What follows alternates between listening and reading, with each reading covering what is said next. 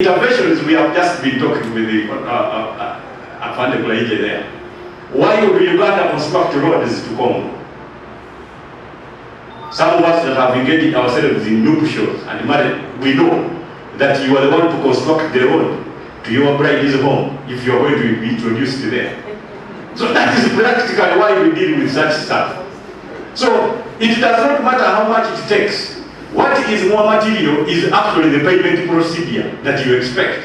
So the urgency with which you need the bride home pushes you to construct a road to our residents that you can pick up. And that is precisely what we stand for in the equation. When we deal with, of course, construction, infrastructure development, areas where we intend to do intra-trade with, there is something that policy developers need to look at. Of course now, and this has been raised, we are dealing with a lot of external trade. Now we are, of course, now heading to the African continental free trade area. We are extremely ambitious in terms of dealing with that. But at the same time, we are also looking forward to dealing with the economic partnership agreement, EU-Africa trade partnership. So we are just, I think we might be behaving like madmen who throw stones, but everything they hit, they call it the target. In my opinion, I think we need to concretize, first of all, the trade between Uganda and the Congo DRC alone can supplant all the trade we expect between Uganda and Europe combined. So why don't we look at this as a material discussion and a decision to be made for Uganda? To the extent, I can tell you, I have facts for this. I have been to all these countries. I know what they are doing. I'm actually a person extremely interested in trade affairs.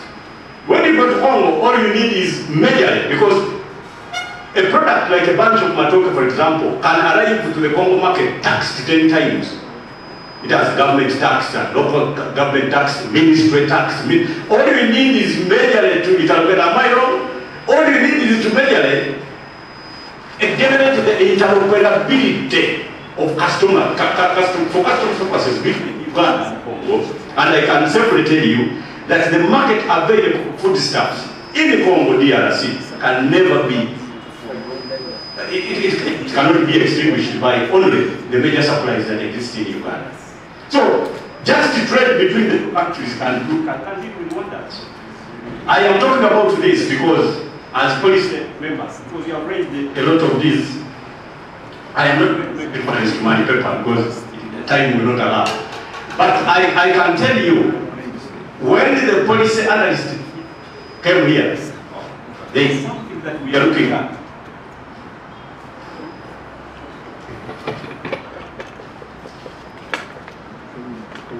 There is something that we must notice. We have a country that is looking forward to the implementation and, of course, harnessing foreign direct investment. Now, as policy analysts and policy decision makers, there is something, there is a component part that I would like us to begin looking at.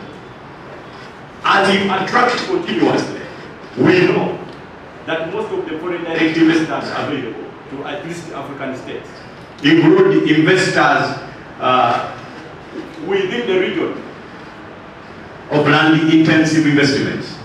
For example, an investor of land-intensive nature in Thailand does not have an area from where to invest. But at the same time, when they come here as the only option for investment, they find that we have devalued our land to the extent that we give it to them free. Now, devaluation of our land on itself has got an effect, because this is all we have, first of all, because I don't think we have the substantial market for consumption of all that has been invested in. We do not have a compounded wage labor and immigration policy that stops an investor from arriving here with those that consume the kind of jobs created by investment generated. What do I mean?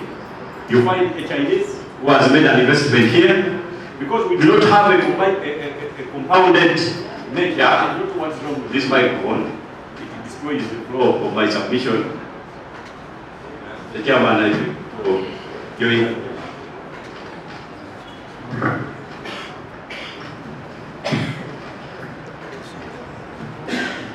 now, why do we need two things when we are dealing with foreign direct investment that should be established in our policy frameworks?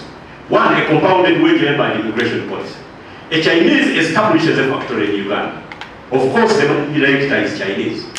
The general manager is some trusted relative who is equally Chinese. you find that even the accountant is Chinese. Now, what the Ugandans, of course, under, of course, the estimates of gross national products, there is a creation of jobs. But what you look at Uganda is doing is majorly to be the one who's carrying the barrels of what has been produced for purposes of loading it to a lorry. But even the person counting the barrels is Chinese. Now, the creation of jobs in Uganda does not practically interpret in the growth of gross national product. It does not practically interpret into the actual employment for Ugandans. So the idea of creation of an indigenous-based economy again gets faulted. That is where now we need to also make our own focus. Number two, investment in the food sector. That is where we must not allow foreign direct investment. The food sector should be completely indigenous-based. Why? It has received a lot of interventions. I can tell you, many Ugandans do not know why, for example, we have had to sustain our exchange power to the dollar, the euro, the Kenya shilling. It is because of the interventions under the Operation Wealth Creation. The introduction of between 400 to 700 million seedlings per year has generally created the kind of foreign stocks that are necessary for Uganda. For purposes that when you are looking at foreign stocks between Uganda and Kenya over the dollar, we beat Kenya. And that is something that most people are not aware of. And that is what has kept our shilling as powerful, as practicable for the last 3 years consecutively. Now, where an intervention of this nature has been done in terms of crop promotion, you do not expect a foreign direct investor. Otherwise, we are now reopening their closed quarters from their own countries, and we're becoming a roundabout instead of a stopover of resources. So here, I can give you one example. In South Africa, for example, when Walmart wanted to buy into Massmart, South Africans rioted. They decided that it is impossible that a foreign direct investor can invest in the food sector in South Africa. Where else are we going to concentrate an indigenous-based economy? So, Mr. Chairman, that is where I think this government needs to look at. Overall, the East African community, and people have been, of course, talking about the four levels of integration, which are under the integration of the integration agenda. Now, when you are moving with the common market and the monetary union, we must go in seriety. It is very impracticable that a monetary union or a single currency can be a single decision by, for example, the heads of state that we go single currency. There must be verification procedures. We must first of all look at the interoperability of the protocol itself, of the union itself, establishing a single currency. I was recently talking to the major traders within the finance sector, forex bureaus, operators. And they were telling me that, please, why don't you go slow? Because for us, introduction of a single currency includes, among others, a loss of tradable commodities. For example, we shall lose money between Kenya and Tanzania, lose money between Rwanda and Uganda, we shall lose money, and we are dealing with intra-trade through East Africa. So you must measure that, first of all, the loss incurred can actually be recouped from the detail you have established as a single currency. So then, number two, we must be dealing with the fiscal interoperabilities. We must be adopting fiscal and monetary policies that are similar. If you have Kenya, for example, subsidizing consumption, and Uganda is subsidizing production, I am not very likely to be the one telling you that actually we must urgently establish a single currency in the circumstances available. So these are things that have to be studied. As you wind up. Okay, as I wind up. There are a lot of things that we need to look at. Uganda stands to benefit, and that is my analysis from the integration of the East African community. But there is one point I cannot leave out. The point of what happens in the neighbors' playground of politics and its effect on the progress and, of course, trade balances between the East African hinterland economics, to say the least. For example, what is happening in Kenya and how it affects Uganda as a hinterland economy. The hinterland economy is that economy that does not have closeness to the sea. It is served by those that operate ports and have got closeness to the sea. There's what they call the thy neighbor's curse. I can tell you it has been decided, and economists have looked at it.